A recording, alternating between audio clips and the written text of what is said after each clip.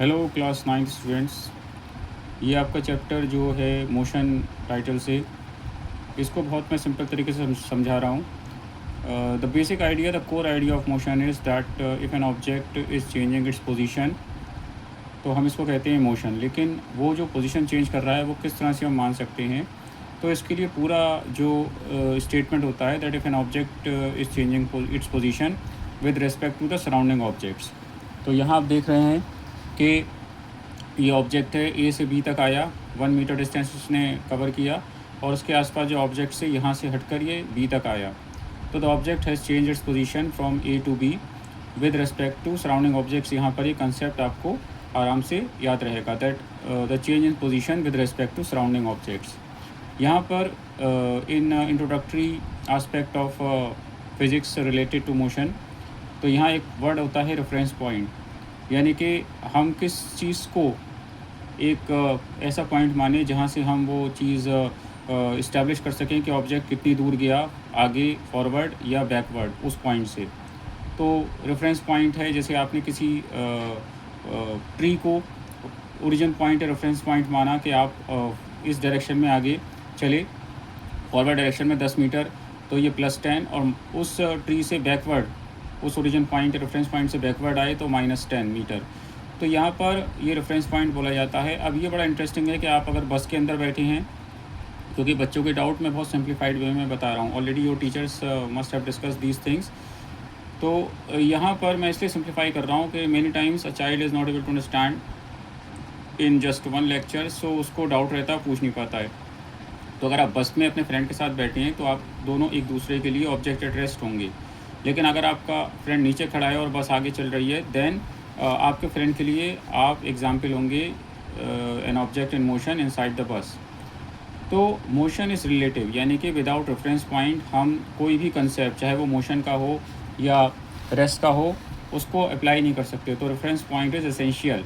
Motion is relative का मतलब होता है without reference point no meaning of motion और रेस्ट। इंटरेस्टिंगली एक क्वेश्चन दिमाग में आता है, यार पंखा चल रहा है, ऑन करा, तो फ्लोर से तो ऑफ कोर्स हमें दिख रहा है कि उसके ब्लेड्स मूव कर रहे हैं, they are changing, blades are changing in their position every second, तो वो तो मोशन में आ जाता है। ठीक है, पूरा फ़ैन तो अपनी जगह चेंज नहीं कर रहा है, but blades are changing the position in case of a running fan. लेकिन आप इमेजिन कीजिए, अगर आप एंटमैन बनकर फ़ैन ब्लेड पर बैठ जाएं, then you are not changing your position with respect to the blade. तो ये इंटरेस्टिंग थोड़े पॉइंट्स आते हैं। तो आपको यहाँ पर ध्यान रखना है कि motion is the change in position with respect to surrounding objects, और रेफरेंस पॉइंट यानी कि कोई ऐसा पॉइंट जिसको हम बेस मानते हैं कि ऑब्जेक्ट कितनी दूर गया। अगर फॉरवर्ड डायरेक्शन में जाता है तो पॉजिटिव, और बैक होता है उस पॉइंट से तो negative. Now distance and displacement. एक बच्चा अपने घर से स्कूल तक 4 किलोमीटर है, जा रहा है, और वहीं से बी से ए तक वापस आ रहा है 4 किलोमीटर।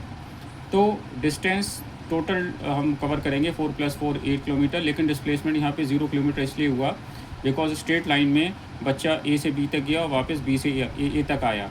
तो जब ऑब्जेक्ट अपने ओरिजिनल पॉइंट पर या ओरिजिन पॉइंट पर वापस आ जाए, तब डिस्प्लेसमेंट 0 होता है। अब ये सर्किल का एग्जांपल है, रेडियस इस सर्कुलर ट्रैक की 400 मीटर है, तो ए से बी तक आने में कितना डिस्टेंस कवर हुआ, 400 डिवाइडेड बाई 2, आधा।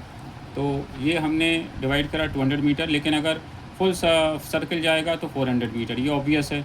लेकिन डिस्प्लेसमेंट कितना होगा, तो ए से जब एथलीट वापस ए तक पहुंचेगा ओरिजिन पॉइंट पर, तब डिस्प्लेसमेंट 0 होगा। ठीक है, ध्यान रखिएगा, सर्कल में अगर ये ओरिजिन पॉइंट तक वापस पहुंच जाता है ऑब्जेक्ट या कोई एथलीट। अब यहाँ ध्यान रखिएगा, जो डिस्प्लेसमेंट है ये एक वेक्टर स्केल है, हम कह सकते हैं, क्योंकि इसमें मैग्नीट्यूड होता है, ओके, जो वैल्यू और डायरेक्शन। ठीक है, तो इसलिए हम इसको वेक्टर मानते हैं, स्केल इज़ अ वेक्टर। ठीक है, तो वेक्टर वो होता है जिसमें दोनों चीज़ें होती हैं, उसमें उसका मैग्नीट्यूड या जो वैल्यू है न्यूमेरिकल, और ये आपकी जो डायरेक्शन है। ठीक है, इसके बाद speed and velocity, again interesting thing, कि भाई कार जा रही है, उसकी स्पीड है 50 किलोमीटर्स पर आवर। अब यहाँ पे हमें सिर्फ एक मैग्नीट्यूड पता चल रहा है, ये value 50 kilometre per hour, no direction, तो ये स्पीड होती है स्केलर, यानी कि जिसमें सिर्फ वैल्यू होती है, डायरेक्शन नहीं। और ये वेक्टर है जिसमें वैल्यू और डायरेक्शन दोनों हैं, यानी कि वेलोसिटी 50 किलोमीटर पर आवर किस डायरेक्शन में जा रही है, नॉर्थ ओके या साउथ, कोई भी डायरेक्शन। तो जब डायरेक्शन भी इसमें अटैच होती है तो वी फॉर विक्ट्री, तो वो वेक्टर स्केल। अब ये कार एक सर्कुलर ट्रैक है, उस पर जो ड्राइवर है वो 40 किलोमीटर पर आवर की स्पीड से लगातार इस पर गोल गोल रानी घुमा रहा है, ऐसे टाइप। तो no change in speed, speed तो वही है लेकिन वेलोसिटी चेंज हो रही है, क्योंकि every second direction of the car is changing. ये ध्यान रखना है सर्कुलर ट्रैक का और कार का एग्जाम्पल। फिर जो फॉर्मूले हैं, speed is equal to distance upon time, it is never zero, and velocity displacement upon time, ये ज़ीरो हो सकती है क्योंकि डिस्प्लेसमेंट ज़ीरो भी हो सकता है। क्यों, आपने देखा ए से बी तक गया, बी से ए तक वापस आया, डिस्प्लेसमेंट ज़ीरो, और सर्कुलर ट्रैक पर ए से ए तक आया तो डिस्प्लेसमेंट ज़ीरो। अब आती है बात एक्सेलरेशन की। जब किसी मूविंग ऑब्जेक्ट की जो स्पीड है टाइम के साथ बढ़ रही है एंड डेफिनेट टाइम इंटरवल में बढ़ रही है, तो of course rate of change of velocity with time, ये आ गया। वेलोसिटी वाला हिसाब किताब यहाँ पे हमेशा काम करेगा एक्सेलरेशन कि अगर उसकी वेलोसिटी यानी कि जिसमें स्पीड भी मेंशन है और डायरेक्शन किस डायरेक्शन में, तो इसको हम एक्सेलरेशन बोलते हैं। इसलिए आपने वर्ड सुना होगा एक्सेलरेटर, जब उसे यूज़ करते हैं टू व्हीलर फोर व्हीलर में तो स्पीड बढ़ जाती है मूविंग व्हीकल की। तो अगर आप किसी ऑब्जेक्ट को ऊपर से नीचे फेंकते हैं तो ग्रेविटी की वजह से उसकी जो वेलोसिटी है वो बढ़ने लगती है। आगे आप पढ़ेंगे, इट इज़ 9.8 मीटर्स पर सेकेंड। और ये इंक्लाइन प्लेन है, ढाल से या किसी स्लोप से कोई ऑब्जेक्ट, या आप ध्यान रखिए कोई भी ऑब्जेक्ट यानी स्फेरिकल लाइक बॉल और अ ब्लॉक, अगर वो नीचे आ रहा है तो उसकी भी हम ऑब्जर्व करते हैं, उसमें भी एक्सेलरेशन होता है, that the rate of change of velocity with time. अब यहाँ एक्सेलरेशन दो तरह का होता है। एक होता है पॉजिटिव एक्सेलरेशन, जिसमें हम देखते हैं एग्जांपल, जैसे आप कार स्टार्ट करते हैं और उसे आगे वो मूव करती है तो ये पॉजिटिव एक्सेलरेशन। जब ट्रेन प्लेटफॉर्म से आगे बढ़ना शुरू होती है तो पॉजिटिव एक्सेलरेशन। और ये दूसरा आता है नेगेटिव एक्सेलरेशन, जब आप ब्रेक अप्लाई करते हैं, इसे रिटार्डेशन भी बोलते हैं। और इसकी जो यूनिट है वो, इसको हम मानते हैं दैट इट इज़ मीटर पर सेकेंड स्क्वायर। अच्छा, बच्चे हमेशा ये थोड़ा यहाँ फंस जाते हैं because physics of ninth is bit tricky. तो इक्वेशंस ऑफ मोशन मैं इस पे अलग से एक वीडियो और बनाऊंगा कि कैसे हम ग्राफिकल वे से जो इक्वेशन है उसको हम डिराइव करेंगे। मैं उस पर काम कर रहा हूँ, क्योंकि जस्ट बुक वाला हिसाब किताब नहीं, मैं अलग से नोट बना के इसी तरह से आपको सिंप्लीफाई करके बताऊँगा कि कौन सी इक्वेशन क्या उसको हम डिराइव करते हैं और कैसे, और ABCD के जो पॉइंट्स दिखाए जाते हैं वो क्यों होते हैं। ठीक है, तो अभी इंट्रोडक्शन है। इक्वेशंस ऑफ मोशन क्या होती है कि अगर ऑब्जेक्ट स्ट्रेट लाइन में है तो यहाँ पर ऑब्वियसली चल रहा है, और यूनिफॉर्म एक्सेलरेशन हम देखते हैं। तो यहाँ पर कुछ टर्म्स हैं, ध्यान रखिएगा। इनिशियल वेलोसिटी, अगर कोई कार थी वो रुकी हुई थी तो उसकी इनिशियल वेलोसिटी u 0 मानी जाएगी। और अगर वो चल रही थी इस स्पीड से 60 किलोमीटर पर आवर जो क्वेश्चन में है या एग्जाम्पल में है, तो v उसकी फाइनल वेलोसिटी उस क्वेश्चन के हिसाब से रहेगी। t टाइम a एक्सेलरेशन, और यहाँ पर डिस्टेंस को d से नहीं s से दिखाते हैं।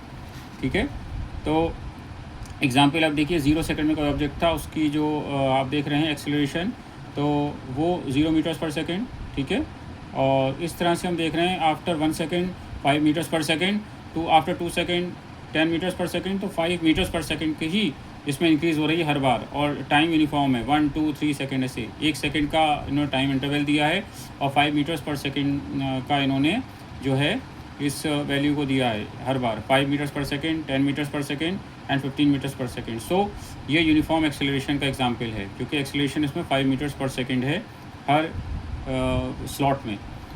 और फ्री फॉल का मतलब है, जैसे मैंने आपको पहले बताया था, कि अगर कोई आप पत्थर या कोई भी ऑब्जेक्ट ऊंचाई से फेंकते हैं तो उसमें हम देखते हैं 9.8 मीटर्स पर सेकंड का यूनिफॉर्म एक्सेलरेशन।